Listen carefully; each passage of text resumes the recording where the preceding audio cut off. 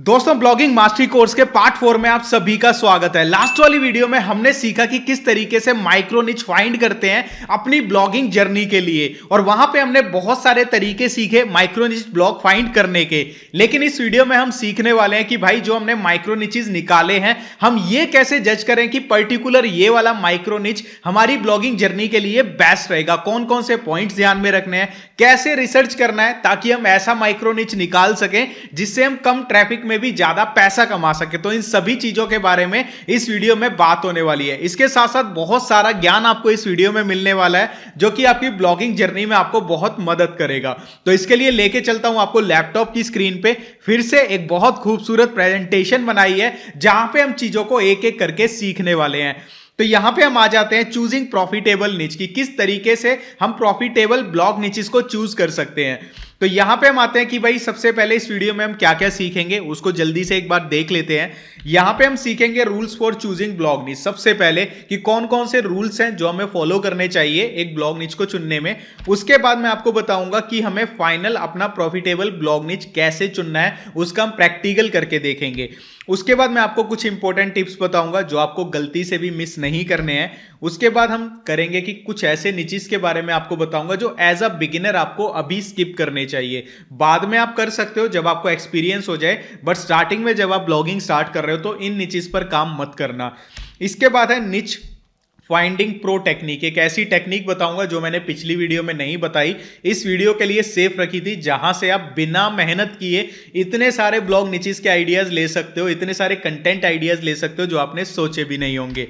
इसके बाद एक बोनस टिप होगा वीडियो के लास्ट में जो कि बहुत ही जबरदस्त लेवल का टिप होने वाला है, तो इसको गलती से भी मिस मत करना।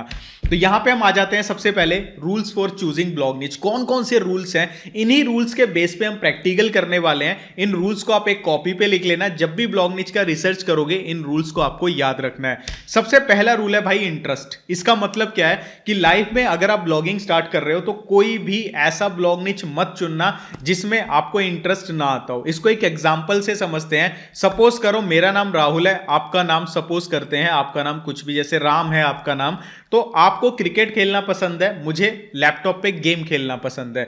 अब मैं आपको बोलता हूं कि राम यार आजा लैपटॉप पे गेम खेलते हैं, तो आप मेरे कहने पे आ जाते हो, 10 मिनट खेला 15 मिनट खेला और आप बोर हो जाते हो। मैं आपको जबरदस्ती बोलता हूं भाई खेल ले भाई खेल ले, आप मेरे कहने पे खेल लेते हो, लेकिन आप एक अच्छे गेमर नहीं बन पाओगे क्योंकि आपका इंटरेस्ट ही नहीं है कंप्यूटर गेमिंग में, लैपटॉप गेमिंग में, आपको मजा नहीं आएगा। लेकिन वहीं आपको अगर क्रिकेट खेलना हो, आप 4-4 5-5 घंटे मैदान में जाके क्रिकेट खेल लेते हो। क्यों? क्योंकि आपका उस चीज में इंटरेस्ट है। और आपको कोई बोले कि यार पूरे दिन क्रिकेट खेलेंगे, खाना पीना मैं दूंगा बीच में, आप खुशी से खेलोगे, आपको टाइम का पता भी नहीं लगेगा। सेम चीज ब्लॉगिंग में होती है। अगर हम किसी से पूछते हैं कि भाई मैं किस टॉपिक पे ब्लॉगिंग करूं और आपका उसमें इंटरेस्ट नहीं है और आप उस पर ब्लॉगिंग शुरू कर देते हो, आप उस चीज को छोड़ दोगे। लेकिन अगर आप ऐसा टॉपिक चुनते हो जिसमें आपका इंटरेस्ट है, तो आप उससे रिलेटेड जब रिसर्च करोगे और आर्टिकल्स को पढ़ोगे, आर्टिकल लिखोगे, कभी भी बोर नहीं होंगे। और जिस काम में हम बोर नहीं होते, जिस काम को हम एंजॉय करते हैं, उसमें हम कभी भी असफल नहीं हो सकते। तो हमें सबसे पहला रूल क्या याद रखना है, जो भी ब्लॉग निच होगा ना उसमें हमारा इंटरेस्ट होना चाहिए।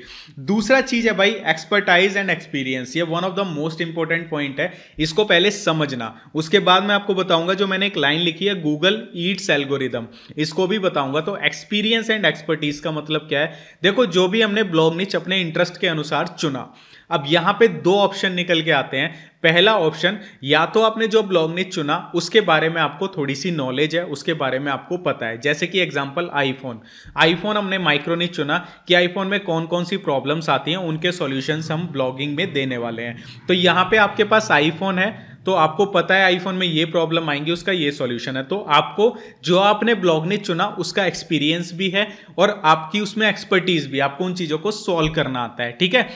और इसमें क्या होगा, गूगल का एक एल्गोरिथम है ईट एल्गोरिथम, जिसमें डबल ई का मतलब है एक्सपीरियंस एंड एक्सपर्टीज। गूगल क्या कहता है, अगर आप ऐसे आर्टिकल लिखते हो, ऐसा कंटेंट लिखते हो जिसमें आपको एक्सपीरियंस भी है और एक्सपर्टीज भी है, तो वो गूगल की रैंकिंग में जल्दी आ जाता है। तो आप जो भी आर्टिकल लिखोगे जिसमें आपको एक्सपीरियंस और एक्सपर्टीज होगा, तो आप गूगल में जल्दी आने की संभावना बढ़ जाएगी।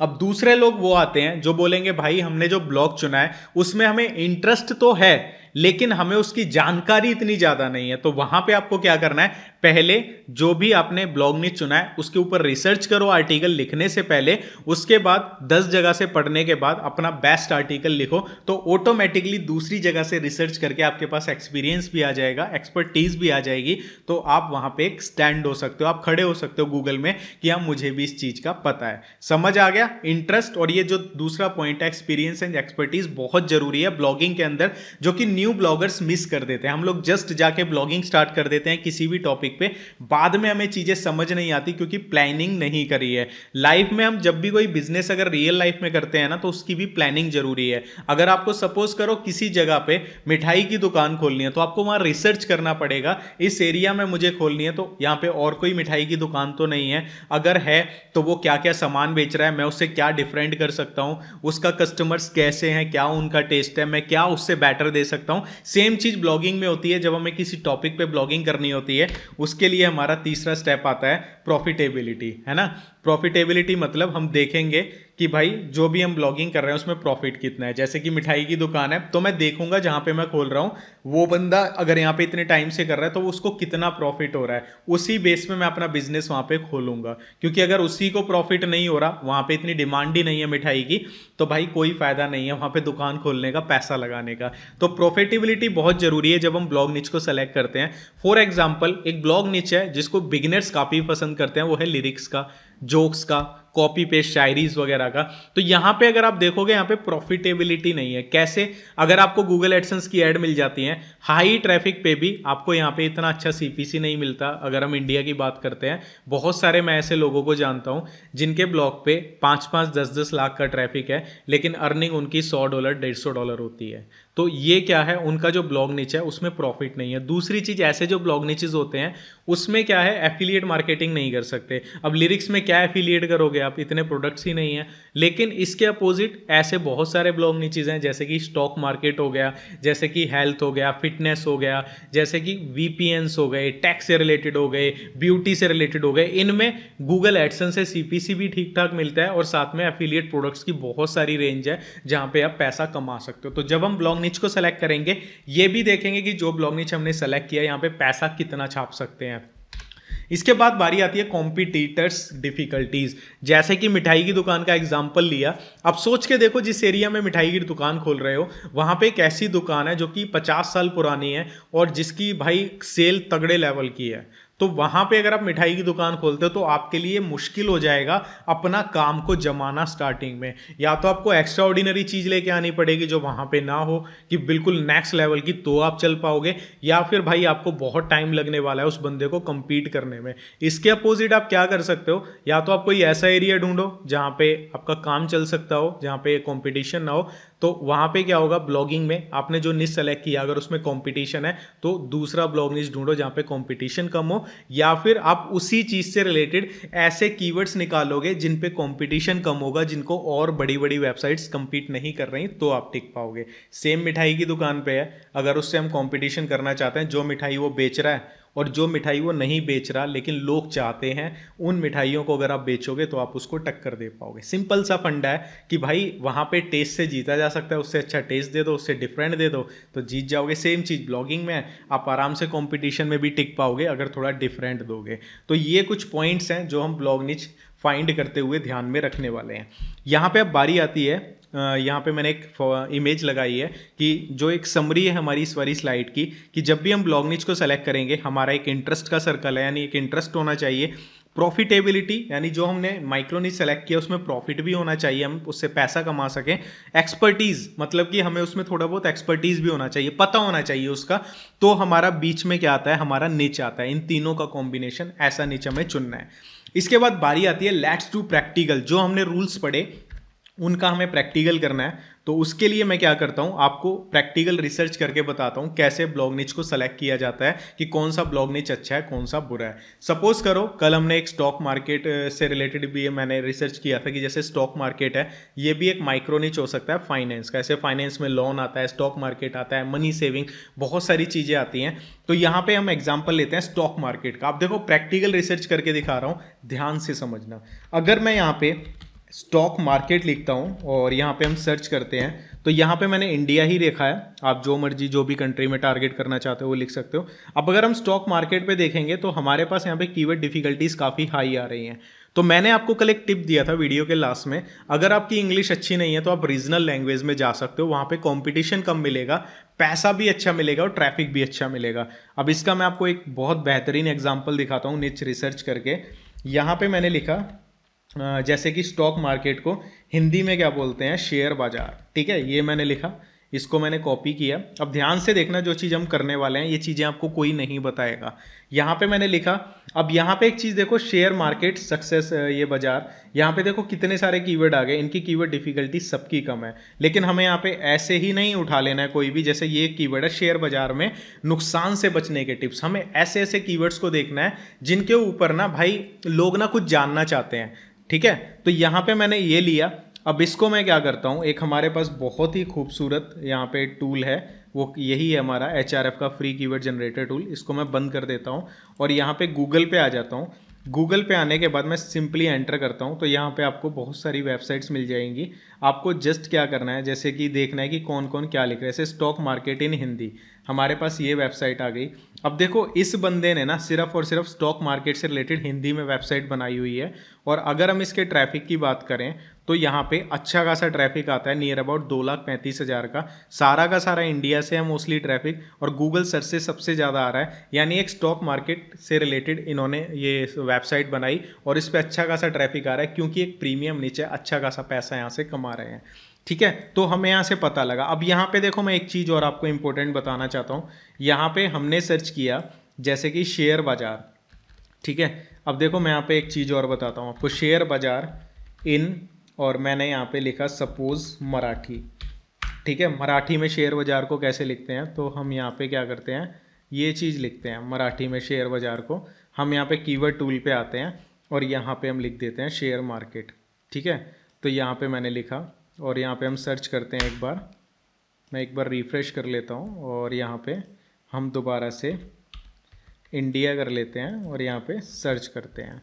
तो यहाँ पे आप एक चीज़ देखना, जब मैंने शेयर मार्केट को इंग्लिश में लिखा कुछ अलग रिस्पॉन्स था, जब हिंदी में लिखा थोड़ा कंपटीशन और कम हुआ, जब हम और रीजनल लैंग्वेजेस में चले गए तो यहाँ पे आप देखो कैसे कैसे कीवर्ड आ रहे हैं। मैंने इसको कॉपी किया और कॉपी करने के बाद यहाँ पे पेस्ट किया, एंटर किया, और आप देख लो यहाँ पे अगर हम इन्वर्टेड कॉमा लगाते हैं, इन्वर्टेड कॉमा यहाँ पे लगाने के बाद हमारे पास यहाँ पे कुछ ही रिजल्ट्स हैं, इतने ज़्यादा रिजल्ट्स नहीं हैं, और हमें और क्वेरीज भी मिल गई जो इस चीज़ से रिलेटेड है।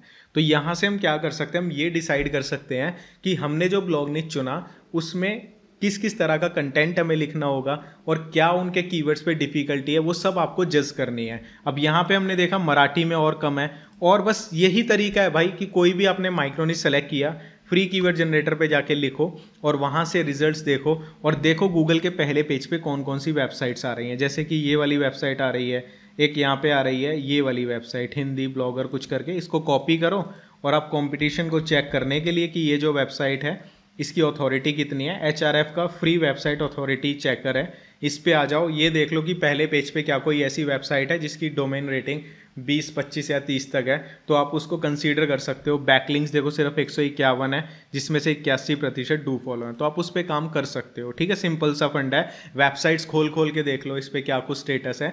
अगर देखो कोई भी ऐसी चीज़ है, अब यहाँ पे देखो डोमेन रेटिंग इतनी ज़्यादा नहीं है, ठीक ठाक है। अगर कोई भी ऐसा है जैसे कि हमने लिखा स्टॉक मार्केट, ठीक है, अगर सिंपल इंग्लिश में लिखते हो तो यहाँ पे बहुत सारी ऐसी वेबसाइट्स हैं, जैसे मनी कंट्रोल, ठीक है, न्यूज़ की वेबसाइट है, इनको compete करना मुश्किल है। तो आपको जस्ट करना क्या है, HRF पे जाओ, सर्च करो, वहाँ पे कीवर्ड की लिस्ट मिलेगी, उनको गूगल पे जाके देखो, वहाँ से पता लगेगा इन कीवर्ड्स पे कौन कौन से लोग रैंक है, उससे रिलेटेड आप काम कर सकते हो। अब एक चीज़ और बताता हूँ मैं आपको जो कि बहुत इंपॉर्टेंट है। जैसे कि हमने यहाँ पे किया ये चीज़, शेयर बाजार में नुकसान से बचने के टिप्स। ठीक है, तो यहाँ पे मैं क्या करता हूँ, यहाँ पे मैं कोई ऐसी वेबसाइट खोल लेता हूँ जो हमें लगता है कि किसी नॉर्मल बंदे की, जैसे कि ये है stocksunillight.com। ठीक है, ये कोई वेबसाइट है, आप उनकी वेबसाइट पे चले जाओ और देखो इन्होंने किस किस तरह का आर्टिकल लिखा है। जैसे कि इन्होंने लिखा है 1 रुपये से कम कीमत, ठीक है, 1 रुपये से कम कीमत वाले शेयर लिस्ट। ठीक है, अब अगर मैं इसको यहाँ पे कॉपी करता हूँ और यहाँ पे इसकी डिफ़िकल्टी देखता हूँ और यहाँ पे फाइंड कीवर्ड पे क्लिक करता हूँ, तो यहाँ पे आप देखोगे 0 कीवर्ड डिफिकल्टी 50 सर्चेस, और इससे ज़्यादा ही रियल टाइम सर्चेस होंगे। तो ये भी एक तरीका है कि आप किसी कॉम्पिटिटर की वेबसाइट पे चले जाओ, कुछ भी गूगल पे सर्च करके, उसके बाद देखो उसने क्या क्या आर्टिकल लिखे हुए हैं, उसके टाइटल में जो कीवर्ड होगा उसको सर्च करके देखो। अगर उनकी डिफिकल्टीज कम है तो इसका मतलब ये आपके लिए निच अच्छा रहने वाला है। तो ये एक तरीका है निच को चुनने का। अब बारी आती है इंपॉर्टेंट टिप्स की। प्रैक्टिकल आपको पता लग गया कि रिसर्च कैसे करना है। हाँ, एक पॉइंट मुझे आपको बताना रह गया जो कि बताना इंपॉर्टेंट था। हमने इंटरेस्ट देख लिया कि मेरा स्टॉक मार्केट में इंटरेस्ट है, हमने एक्सपर्टीज भी देख ली, चलो एक्सपीरियंस ले लेंगे। उसके बाद कॉम्पिटिटर डिफिकल्टीज भी हमने देख ली, कीवर्ड डिफिकल्टी वगैरह चेक करके, लेकिन प्रॉफिटेबिलिटी रह गई। ठीक है, तो यहाँ पे मैं आपको बता देता हूँ। यहाँ पे हम गूगल पे आते हैं और लिखते हैं एडसेंस। ठीक है, एडसेंस हमने लिखा और यहाँ पे हम पहले पेज पे गूगल एडसेंस के आ जाएंगे। यहाँ पे हम नीचे आएंगे, यहाँ पे आपको ऑप्शन मिलेगा see how much you could earn. ठीक है, प्रॉफिटेबिलिटी एडसेंस की मदद से चेक कर रहे हैं हम। यहाँ पे रीजन सेलेक्ट करेंगे तो हम यहाँ पे एशिया कर लेते हैं, इंडिया एशिया में ही आता है, या फिर जिस कंट्री में आप काम करना चाहते हो उसमें कर सकते हो। अब यहाँ पे इंडिया ही नहीं है स्पेशल, पाकिस्तान वगैरह काफ़ी सारी कंट्रीज आ जाती हैं। तो यहाँ पे आपको अपना निश सेलेक्ट करना है कि आपने किस कैटेगरी का निश सेलेक्ट किया है।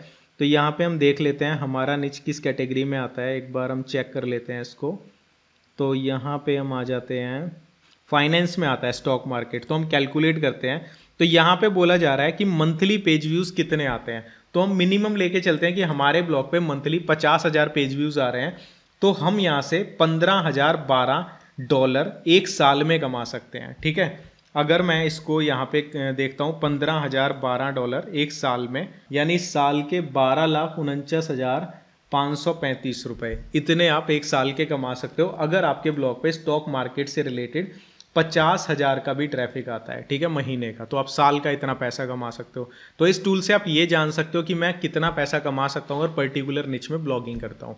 दूसरी चीज़ क्या है भाई, जैसे कि यहाँ पे हमने स्टॉक मार्केट किया, तो यहाँ पे हम करते हैं स्टॉक मार्केट ब्रोकर अफिलिएट। ठीक है, अब अफिलिएट भी सर्च करना है, जो भी आपका निच होगा उससे रिलेटेड एफिलिएट सर्च करो गूगल पे।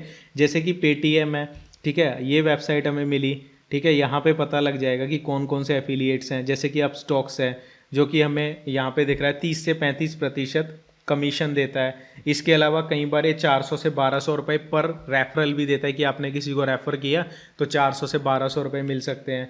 ठीक है, ये वाला एफिलिएट है।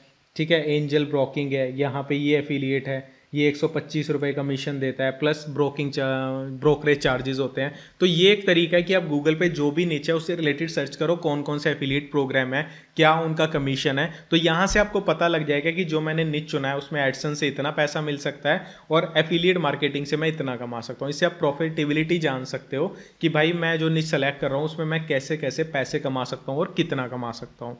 तो इतनी चीज़ क्लियर हो गई।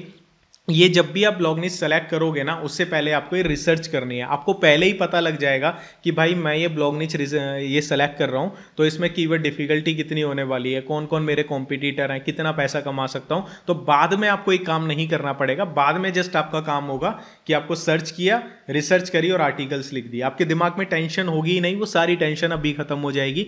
और इसीलिए बोलता हूँ काम करने से पहले उसको समझ लिया करो।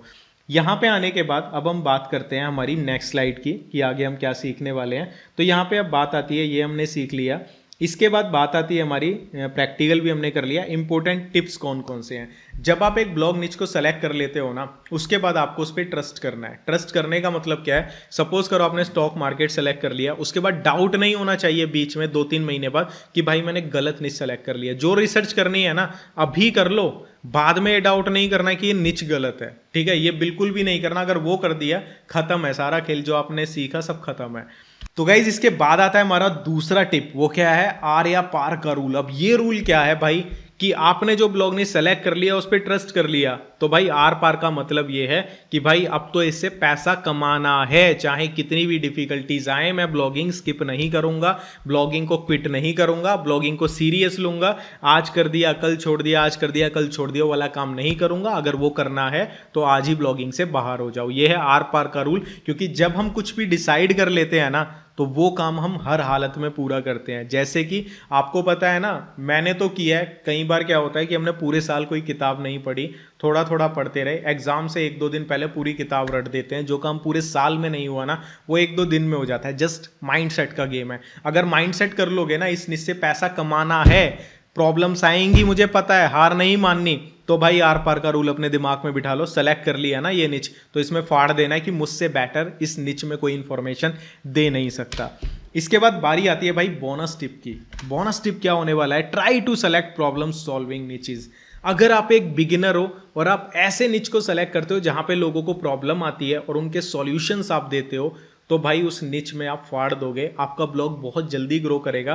प्रॉब्लम सॉल्विंग जो ब्लॉग निचेस होते हैं ना, वो एवरग्रीन निचेस होते हैं। जैसे कि how to make pizza at home without oven.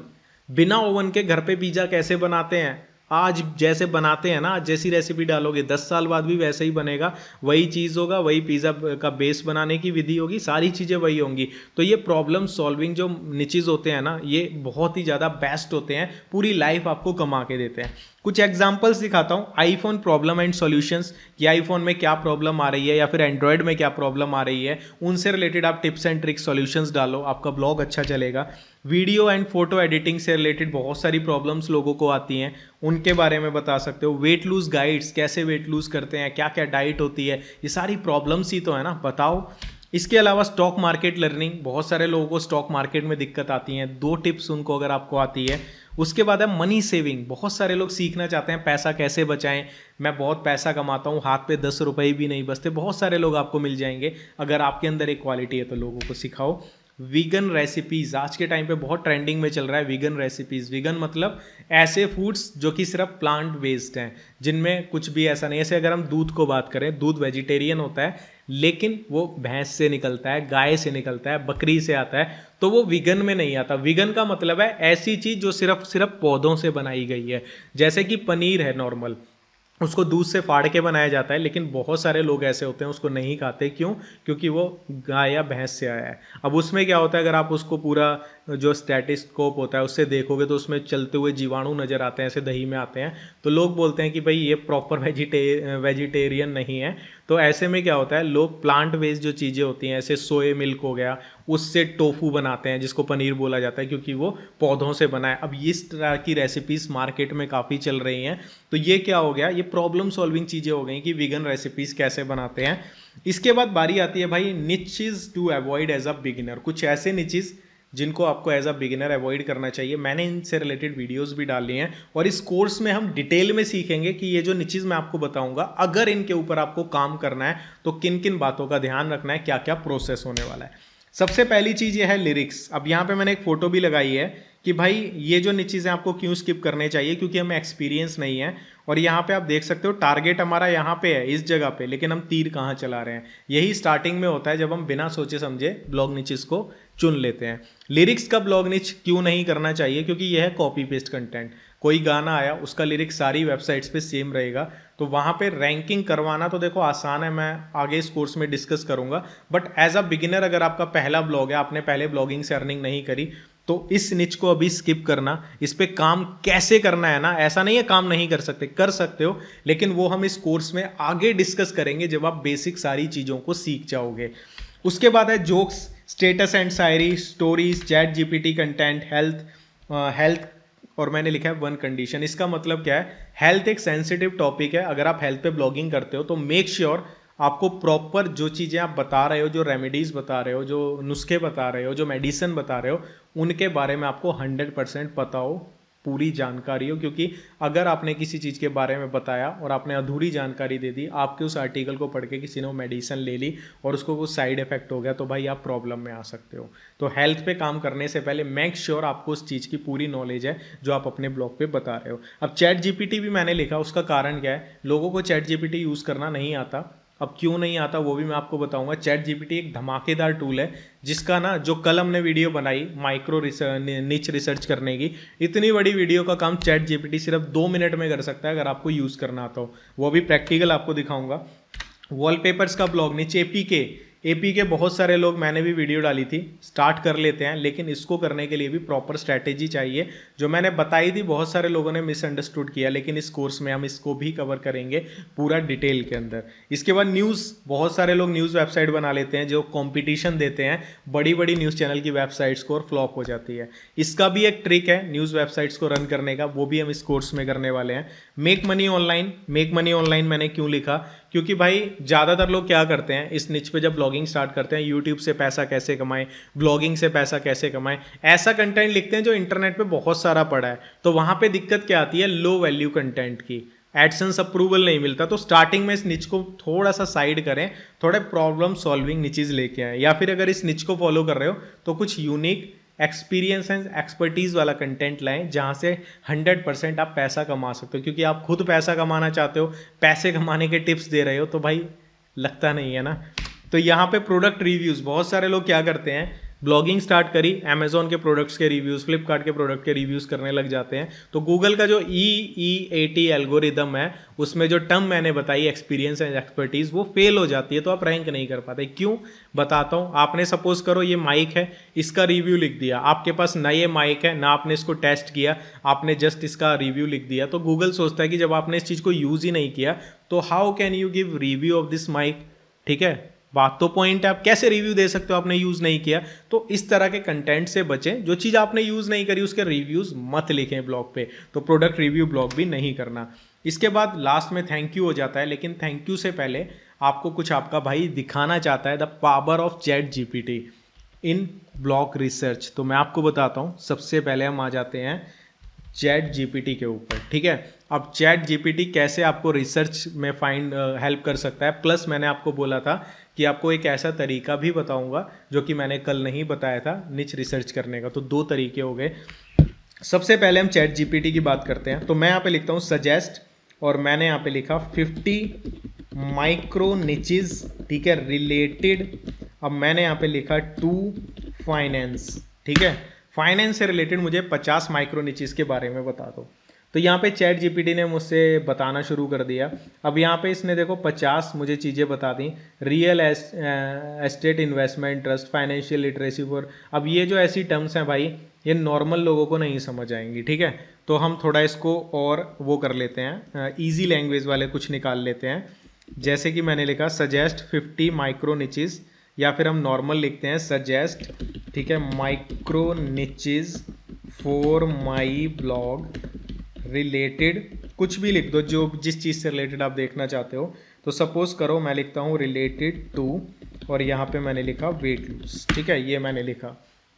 अब यहाँ पे मैं देखता हूँ, तो मैंने यहाँ पे लिखा काफ़ी सारे देखो आ गए, जैसे कि वेट लूज फॉर सीनियर्स। ये एक माइक्रो निच हो सकता है, जो सीनियर पीपल्स हैं उनके लिए किस तरीके से हम वेट लूज के जो ब्लॉग हैं टिप्स बता सकते हैं। Weight lose for athletes, weight lose for college students, ठीक है, weight lose for man over 40, plant based diet for weight lose, जो मैं बात कर रहा था ना वीगन की। तो ये क्या है, सारे माइक्रो निचेस हैं। आप जस्ट क्या करो, यहाँ से आइडिया लो, जो मैंने तरीका बताया, गूगल पे जाओ, बहुत सारे ब्लॉग्स मिलेंगे, वहाँ से उनके कंटेंट में कीवर्ड्स लो, HRF पे चेक करो। अगर आपको वहाँ पे दिखता है कि यहाँ पे ऐसे कीवर्ड्स हैं जिनकी डिफिकल्टी कम है और जिस वेबसाइट को हम देख रहे हैं उसकी अथॉरिटी कम है, तो आपको एक माइक्रो निच मिल गया जस्ट चैट जीपीटी की मदद से in just 20 minutes. Micro niches find करने के लिए एक बहुत ही खूबसूरत वेबसाइट है जिसका नाम है पिंटरेस्ट। आपको गूगल पे लिखना है explore the best of Pinterest पे क्लिक करना है, और यहाँ पे आपको अपना गूगल वगैरह फेसबुक से अपना लॉगिन कर लेना है। इसके बाद यहाँ पे कुछ भी सर्च करना है, जैसे कि मैं यहाँ पे करता हूँ गार्डनिंग। कोई भी निच आप जिससे रिलेटेड माइक्रो निच रिसर्च करना चाहते हो, आपको वो सेलेक्ट करना है, जैसे कि मैंने किया गार्डनिंग। ठीक है, अब यहाँ पे आप देखो ये जितनी भी चीज़ें हैं ना, ये आपके लिए क्या हो सकता है, ये आपके लिए माइक्रो निचेस ब्लॉग हो सकते हैं जहाँ से आप आइडियाज़ ले सकते हो। जैसे कि ये है, मैंने ये वेबसाइट खोली और यहाँ पे क्लिक किया। अब देखो इन्होंने एक माइक्रो निच बनाया हुआ है, बालकोनी गार्डन वेब।